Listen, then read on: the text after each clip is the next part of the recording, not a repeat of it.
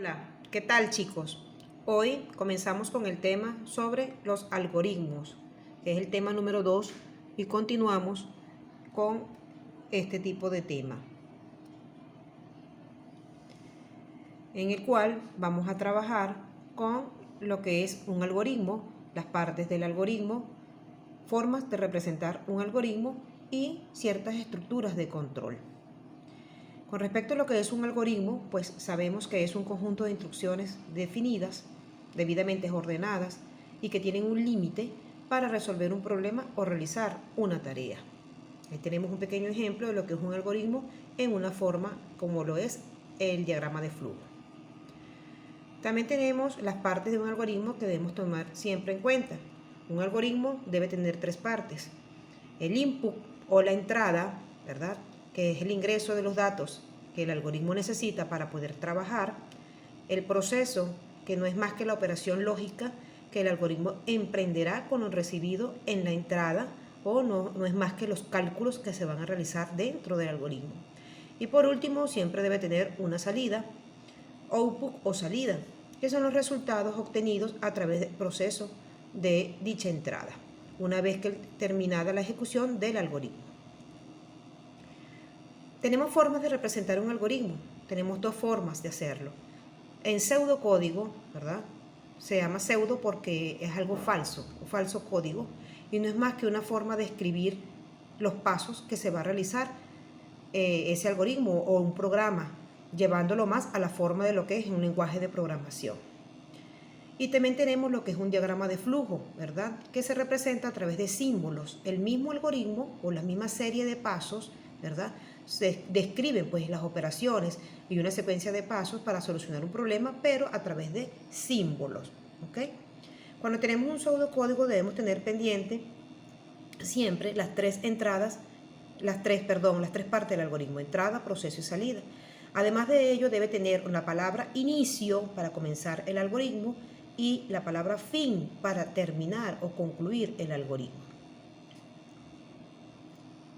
Entre los símbolos que necesitamos para trabajar con el diagrama de flujo, tenemos los más comunes, ¿verdad? Como lo es el del terminal, que corresponde a que indica el inicio y el fin del algoritmo. Se puede usar para cualquiera de los dos, para iniciar o para finalizar el algoritmo. Tenemos el proceso de entrada o salida, que es un paralelepípedo, ¿verdad?, o un rectángulo en diagonal. Tenemos un rectángulo para cuando voy a hacer un proceso o voy a calcular una fórmula o voy a hacer el cálculo de un cálculo dentro del ejercicio. Tengo la salida por impresora, que es como un rectángulo faltándole un trocito, y tenemos la salida por pantalla, por monitor. También tenemos los datos de entrada a través de teclado. Tenemos cuando son estructuras de control de tipo decisión, ¿ok?, que es un rombo. Y tenemos los conectores para continuar con el diagrama de flujo en otras páginas. Y por supuesto tenemos las flechas, que son muy importantes, que son las flechas de flujo, o las que indican los pasos a seguir dentro del algoritmo.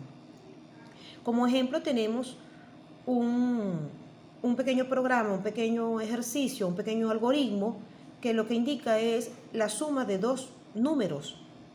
Lo tenemos en pseudocódigo y lo tenemos en diagrama de flujo. Ambas representaciones son muy importantes o necesarias dentro de la elaboración de algoritmos. Si lo voy a hacer en tipo pseudocódigo, pues una serie o secuencia de pasos que se deben cumplir, ¿verdad?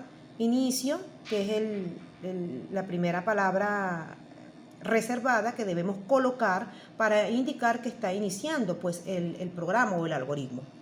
Como segundo paso, porque siempre son una serie de pasos debidamente ordenados de modo secuencial, ¿verdad?, tenemos leer un número A y también tenemos leer otro número o leer el número B. Lo podemos hacer en una misma instrucción como es la número 2, o se puede hacer en instrucciones diferentes: leer número A y leer número B. Como paso número 3, en este caso tenemos el sumar, que es el resultado, sumar A más B. Y por último tenemos el resultado de la suma, que es lo que se va a imprimir, y como paso final, el fin. Todo algoritmo inicia y todo algoritmo concluye o termina con la palabra fin. Si lo vamos a hacer en diagrama de flujo, tenemos la primera símbolo que mostramos en los diagramas de flujo indicando el inicio. Tenemos la forma tipo en diagonal, un rectángulo en diagonal o lo que es un paralelepípedo para leer el número A y también para leer el número B. Recuerden que ese era para entrada, ¿ok? Tenemos el rectángulo para proceso, en este caso le estamos diciendo suma es igual a A más B, y tenemos el rectángulo que le esté faltando un trocito, ¿verdad? Que es la figura que está allí representando de que lo estoy imprimiendo. Y por último, el símbolo que significa el fin. Este algoritmo hecho en diagrama de flujo es el mismo algoritmo hecho en pseudocódigo. En eso consiste, muchachos, la manera de representar los algoritmos en pseudocódigo o bien sea en diagrama de flujo. Por último, pues tenemos una pequeña actividad formativa que espero la realicen en sus cuadernitos, ¿verdad? Donde necesito calcular la base de un triángulo. Recuerde que la base de un triángulo, usted puede buscar su fórmula, es base por altura entre 2. Perdón, el área de un triángulo. Lo que se quiere es calcular el área de un triángulo. Base por altura entre 2. Esa sería la fórmula. En lugar de utilizar una de suma, pues va a utilizar esa pequeña fórmula. Lo hace en pseudocódigo, una serie de pasos debidamente ordenados y de modo consecutivos, y lo va a hacer en diagrama de flujo. Hasta aquí nuestra clase. Nos vemos en una próxima oportunidad.